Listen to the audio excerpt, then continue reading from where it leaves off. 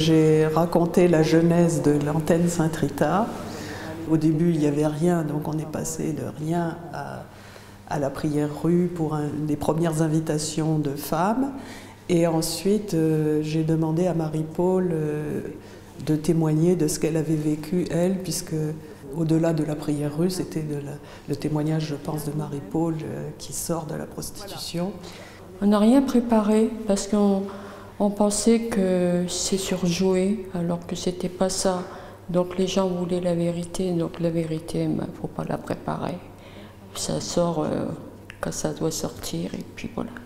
La première fois que nous nous sommes rencontrés dans la rue, on s'est présenté. Marie-Paul avait un porte-clés avec une médaille ou une croix. Et on s'est présenté comme venant de la chapelle Sainte-Rita. Et elle nous a dit qu'elle avait la foi. Les voir arriver avec leur sourire, ça m'a fait du bien.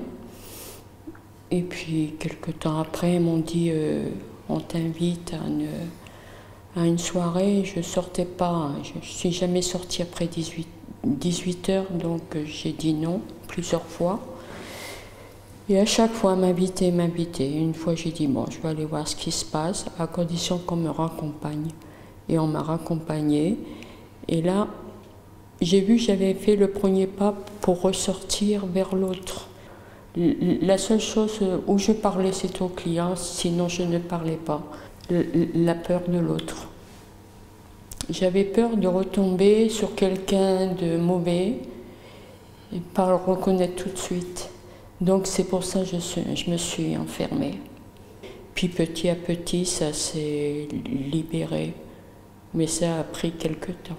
Nous, les captifs ne cherchent à sortir personne de la rue, mais en fait à leur montrer la dignité qu'elles ont, et dont elles n'ont plus conscience parce qu'elles sont souvent, il y a un regard méprisant qui se pose sur elles.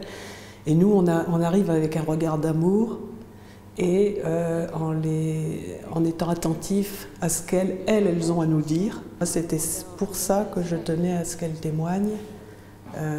Pour faire comprendre aux gens la réalité de la prostitution. Il y a toutes les émotions possibles et inimaginables là-dedans. Il y a l'amour, la haine, le meurtre et tout ça. Et ils vont croire que c'est pas possible dans une vie. Et malheureusement, c'est ma vie. Et je pense que raconter ma vie, ça peut sauver d'autres vies. Et j'ai plus de menaces sur moi parce qu'on n'a pas le droit de parler ou un truc comme ça. Et je veux qu'on m'appelle Marie-Paul et je suis droit dans mes baskets et rien ne me fait peur. Et puis, si mon témoignage peut apporter d'autres choses aux filles qui sont en vraie galère, ça sera ma plus grande réussite avec toutes les années de misère que j'ai eues.